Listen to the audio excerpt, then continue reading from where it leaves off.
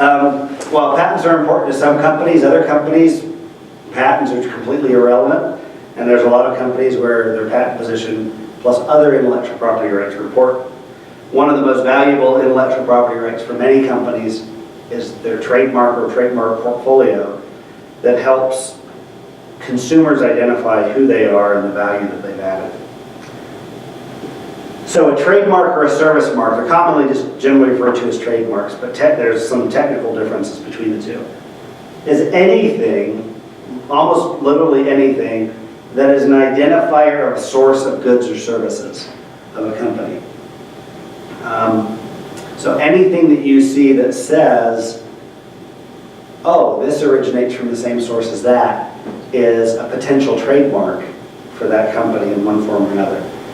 Now, you don't have to know the source that the goods or services come from, right? Somebody, again, could be, let's say an Apple computer. They may have no idea who Apple is, but when they see the little Apple logo on product A, and then they see it on product B, they know that those two products originate from the same source. And that can be very valuable to companies because if you make a good product, people will buy it, they like it, then they're going to look to other products that you make. Apple is such a strong brand right now that they can charge a premium for all of their products. I mean, almost all of their products are priced above competing products in the marketplace, and yet they sell because of the strength of that mark. When people see Apple, they will buy products they haven't tested because, A, I like Apple products, I'm going to buy their products. So a trademark can be a word. An example is Apple. An example is Xerox, which is a completely made-up word. That's actually one of the best things to have. There's a lot of work goes into creating a trademark, and there's a hierarchy that we'll talk about in a few minutes of how a mark is protected. Apple is a very protectable mark for computers, but it wouldn't be a very protectable mark for fresh produce. So context is very important in trademark law. A trademark can also be a name. It can be Tony Roma's, for example, if you like ribs. It can be an individual's name if that name carries some weight. I mean, there's an awful lot of Hollywood stars and famous singers and whatnot who go ahead and trademark their name because it adds value. If they put their name on clothing, it will sell. If they put it on perfume, it will sell. So a name can be protected. One of the things a lot of people think of, though, as trademarks are really design marks, like symbols. So, we have three different symbols here. The first one is for a company called Bees Path, which makes software for handling digital documents. The second is a mark owned by a Utah company called Zarbee's, which makes honey-based anti-cough and anti-allergy supplements. The third one is very famous one is Coco Chanel. And the fourth one is a new rendition of Cadillac's logo. They've kind of updated that to make it look a little bit more modern. And those symbols can be very powerful, but pay attention carefully because there's going to be a quiz at the end of the presentation. Sound can be trademarks, registered trademarks. The ding, ding, ding of NBC News is a registered trademark. The roar of the MGM lion at the start of a movie is a registered trademark, and there are hundreds of those. Also, a trademark can be a configuration, the look of something, the design. If it carries weight where the public knows that design, it can be deemed to be a trademark. For example, on the far left, it's kind of hard to see because they were focusing on the dot, but the far left is an Apple iPhone trademark. The second one, any guesses? It's a Coca-Cola bottle. You can tell just by looking at it. The minute you see it, you know that's Coke. And the one on the right, if you have expensive tastes, that's the grill from a Rolls-Royce. And that is a registered trademark that Rolls-Royce is more than happy to assert against anyone who copies that design. So Any of those things can be a valuable trademark, depending on how you use it and whatnot. So the strength of a trademark. A lot of the strength of a trademark depends on the context and where you're using it. They're generally classified in 5 different levels. The top level you can come up with is a fanciful or arbitrary mark. It's something that doesn't mean anything. So Kodak and Xerox are 2 marks that came out. They created them. Just somebody said, okay, let's call it this, and made up a word.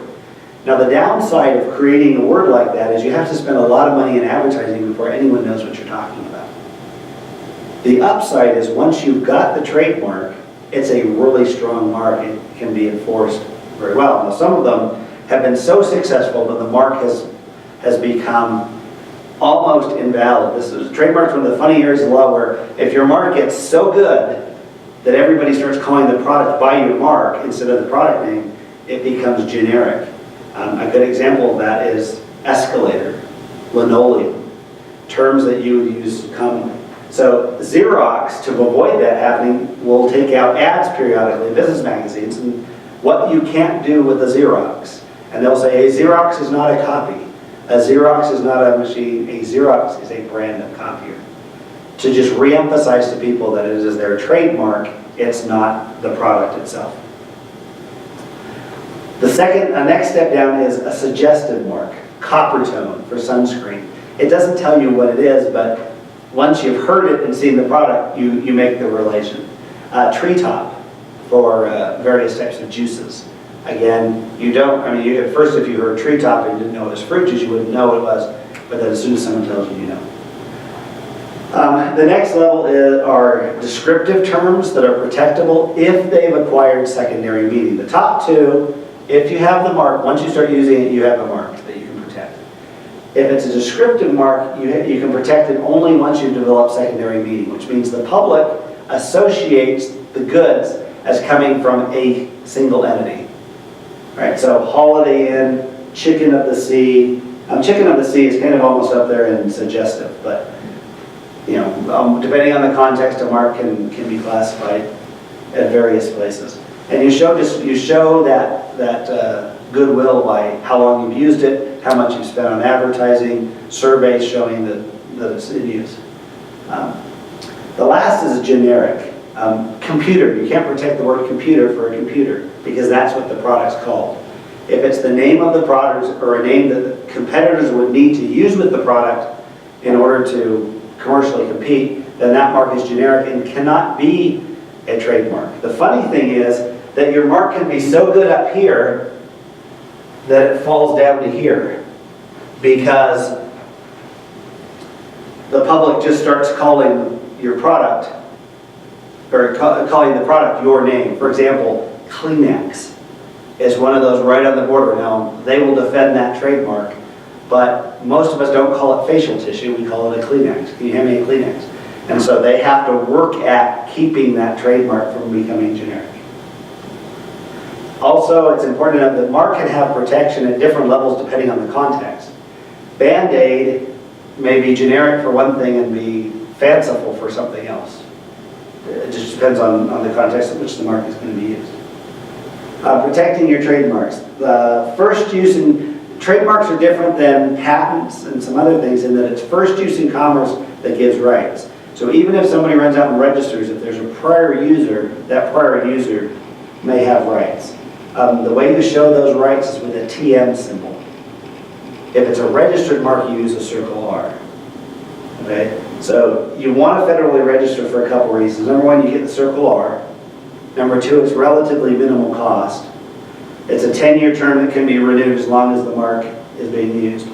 The most important thing, number one, it gives you constructive national notice to everyone in the country, I am using this mark as of this date.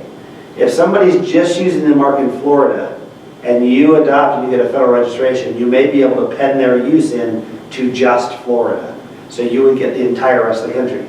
There are actually a couple of counties somewhere in the Midwest where there is somebody who has prior rights to McDonald's. They had a restaurant called McDonald's before the burger chain started using the name. And so McDonald's can't go in there without those people's without acquiring those rights from people. But if those people had filed a federal registration first, they would have the entire country. Secondly, you can use it as a basis for obtaining foreign registrations. And then finally, it can be filed with the Customs Service to prevent importation of infringing goods. Okay, so now the test. Do you know these marks? Let's go through them quickly. Number one, who is it? Yep, it's Apple. Okay, number two, American Eagle, very good. Number three, It's fake. it's a fake, you're right. Now, an awful lot of people, when I show this, they say FedEx. And I said, why did you say FedEx? They said, well, it's FedEx. And then they look closer and said, oh no, it's Fed Up. Your brain fills in because it's so used to the FedEx that it sees something similar and it adopts that. And that's why we protect trademarks the way we do. If it creates a likelihood of confusion, we want to stop that to protect consumers. Number three, that's AT&T. Number four is actually a configuration mark for the shape of the label. That's Heinz. If you look at Heinz ketchup and hot sauce and whatnot, it has that shape to the label. That's a registered mark. The next one is obligatory for me when I give a presentation. It's Batman. Next is the Sony PlayStation. Next line down we have Mercedes. Next, I have no idea. Ralston Purina. Okay? Maker of dog and cat food. The next one. Yves Saint Laurent.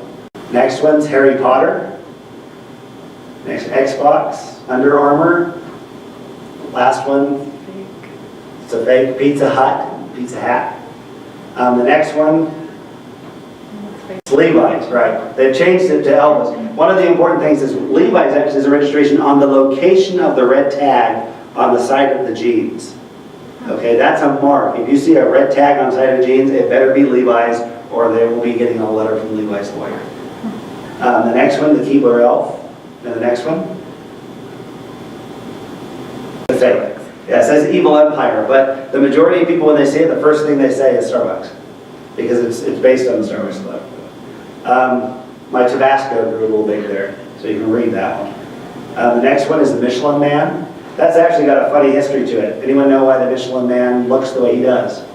In the old days, back in the early 1900s, automobile tires were sold wrapped in white paper. And so the original Michelin Man was stacks of tires in the form of a man. They were wrapped in white paper, and he's evolved to now being the pudgy ripple guy, but that's one of the most famous trademarks in the world. Yeah. It's probably second only to McDonald's and Coca-Cola worldwide, as far as that ranges. The next one's Porsche, Tommy Hilfiger, Ferrari, Louis Vuitton, Green Lantern, and that's actually the filing for Target store. That's shaded for red in the trademark office. Back in the days when they didn't have color copies. Now you can send them in color. So anyway, so there's the marks. The vast majority of those you do like that because those companies have spent a lot of money and time and effort getting you to know those marks, and you're going to make a buying decision in part on what you think of those marks. So that's why trademarks are very valuable and something worth some serious consideration on how you protect. Thank you.